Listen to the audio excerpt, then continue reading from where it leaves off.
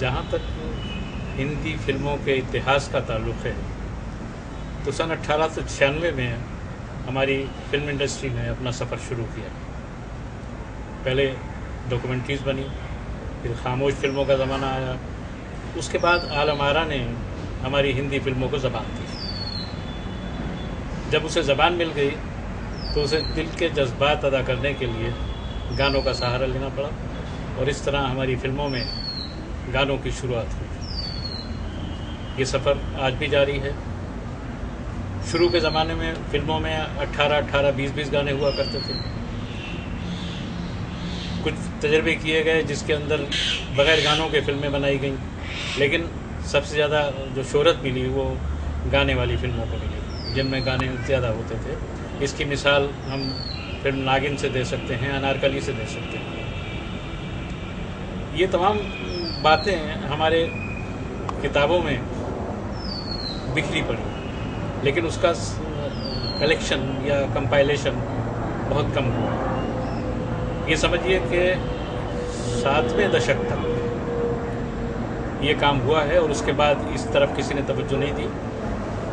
लेकिन इसका बीड़ा उठाया जनाब नरेंद्र सिंह साहब ने, और कोशिश की कि 8वें, 9वें और 10वें दशक की फिल्मों के गानों को, उनकी डिटेल्स को, फिल्म का प्रोड्यूसर कौन है, फिल्म का डायरेक्टर कौन है, फिल्म का राइटर कौन है, गाने किसने लिखे, कौन कौन से गाने किस किस फिल्म में थे, ये सारी बातें नरेंद्र सिंह साहब ने अपना खून पसीना एक करके जमा की, और आज एक किताब की शक्ल में, जिसके 3 वॉल्यूम हैं, वो मंजर आम पर आने वाली है। तो हम चाहते हैं कि हम नरेंद्र सिंह साहब से कुछ बातें करें उस किताब के सिलसिले में, उनकी उन बातों के सिलसिले में, जो कठिनाइयों के सिलसिले में जो इस किताब को तैयार करते वक्त उनको दरपेश आईं, और इससे इस किताब के मंजर आम पर आने के बाद लोगों को, ख़ास तौर पर स्टूडेंट्स को, स्कॉलर्स को क्या क्या फ़ायदा होगा और वो किस कदर मुफीद होगी, ये जानने की हम कोशिश करेंगे जनाब नरेंद्र सिंह साहब से। और हम ये बता दें कि आपकी किताब का जो टाइटल है, शीर्षक है, वो है musical date with a decade. तो ये तो हुई एक तरह की भूमिका, लेकिन अब हम असल मकसद की तरफ आते हैं और हम इनके विचार जानने की कोशिश करते हैं। तो नरेंद्र सिंह साहब, सबसे पहले तो आप ये फरमाएं कि इस किताब का टाइटल अपने मौजू से किस हद तक जस्टिफिकेशन रखता है? सरफराज भाई, हमारे यहाँ जो हिंदी फिल्मों का साहित्य लिखा जाता है, मैंने ये देखा है कि कुछ जो ख़ास मशहूर शख्सियत हैं, उनके ऊपर लोग ज़्यादा तवज्जो देते हैं और उन्हीं का उल्लेख हर जगह होता आता है, और ऐसा लगता है कि सारा फिल्म इंडस्ट्री उन्हीं पर निर्भर कर रहा था और फिल्म इंडस्ट्री उन्हीं की बनाई हुई है। ख़ास तौर से मैंने ये भी देखा है कि कुछ एक संगीतकार, कुछ एक गीतकार और कुछ एक फिल्मकार ही लाइमलाइट में आ पाए हैं, और बाकी लोग जो हैं आमतौर से गुमनामी के अंधेरों में ही खो गए हैं। तो उनके काम को जो जानते हैं वो भी अब नहीं रहे, तो उनके बारे में कौन हमें बतलाएगा? जो नई पीढ़ी आने वाली है वो उनके बारे में कैसे जानेगी? ये मेरे मन में बात हमेशा उठती रही है। दूसरी बात ये कि मैंने ये भी महसूस किया कि हम जो हिंदुस्तानी हैं वो बहुत सारे काम तो करते हैं, लेकिन आंकड़ों के संकलन के महत्व को नहीं अभी तक पहचान पाए हैं, उनको नकार बैठे हैं या उसकी तरफ ज़्यादा तवज्जो हम नहीं देते हैं, जिसकी वजह ये होती है कि बहुत सी जो एथेंटिक इन्फॉर्मेशन है वो गायब हो जाती हैं, उनकी जगह कई एक कहानियाँ जन्म ले लेती हैं और जो सच्ची भी नहीं होती हैं, और कुछ लोग उसको बढ़ा चढ़ा करके भी करते हैं। तो इन सब चीज़ों से निजात पाने के लिए कि मैंने ये सोचा कि इसके बारे में कुछ ऐसा काम किया जाए जिससे ये एक तरतीबवार रूप से लोगों के सामने आए और ये ऑथेंटिक हो।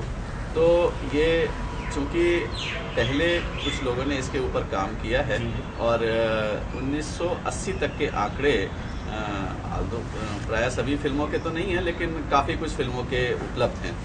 तो अब 80 के बाद से जो फिल्में आ रही हैं उनका क्या हो रहा है, कैसे क्या है, इसका कोई अभी तक मैं प्रकाशन नहीं देखा है। काफ़ी सालों इंतज़ार करने के बाद फिर मेरे जहन में यह आया कि चूँकि मैं संगीत का शौक़ भी रखता हूँ, मेरे पास काफ़ी कुछ कलेक्शन भी है, सूचनाओं का भी मतलब सिर्फ मैं फिल्मी गानों को ही संकलित नहीं करता था, उनके बारे में मैं और भी सारी जो जानकारियाँ थी वो भी इकट्ठा करता था और उनको नोट करता था। तो फिर मैंने सोचा कि इनको भी किताब की शक्ल दे दी जाए। तो फिर मैंने ये काम जो मेरे पास आंकड़े उपलब्ध थे उनको लेकर के और जो मुझे इकट्ठे करने थे उनकी तरफ मेरा प्रयास जारी हुआ और धीरे धीरे ये सब जो सूचनाएं मैं एकत्रित करता गया वो उन्होंने एक बुक की शक्ल ले ली है।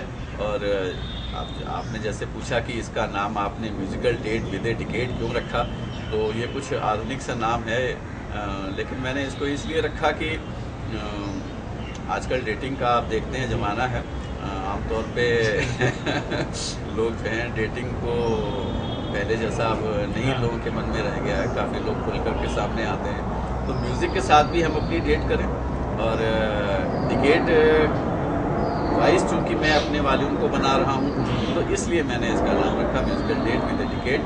और हर डिकेड का एक वो है, जैसे कि मैंने 81 से काम शुरू किया है तो 81 से 90, 91 से 2000 और 2001 से 2010 तक का ये 3 वॉल्यूम में लोगों के सामने। यानी गोया आपने अपनी हॉबी को एक कारामद इस्तेमाल के लिए चूज़ किया, इंतखाब किया उसका, ताकि लोगों को उससे ज़्यादा से ज़्यादा फ़ायदा हो सके।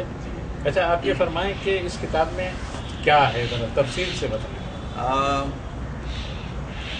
कोई भी फिल्म जब बनती है तो अगर फिल्म सफल हो गई तो उसके डायरेक्टर का बहुत नाम हो जाता है। अगर कोई संगीत बना, संगीत सफल हो गया तो संगीतकार का नाम हो जाता है। और कुछ बहुत गीतकारों के उसमें भी नामवरी आ जाती है। लेकिन ऐसे बहुत सारे लोग हैं जो पर्दे के पीछे भी काम करते हैं और फिल्म को बनाने में जिनका बहुत बड़ा योगदान रहता है, वो लोग धीरे धीरे गुमनामी के अंधेरों में खो जाते हैं। जैसे आपका प्रोड्यूसर ही हुआ जी, मेरे ख्याल से फिल्म बनाने में जो एक खास हस्ती है, लोग उसका नाम भी नहीं जानते होंगे और किसको पता है कि ये फिल्म किसने प्रोड्यूस की थी, इसको बनाने वाला कौन था, वगैरह वगैरह। तो मैं जो ये किताब कंपाइल कर रहा हूँ तो इसमें मैंने ये वही कि जो इस फिल्म का बैनर क्या था, ये फिल्म किस ईयर में रिलीज़ हुई थी, इसके डायरेक्टर कौन थे, इसके में जो कौन कौन से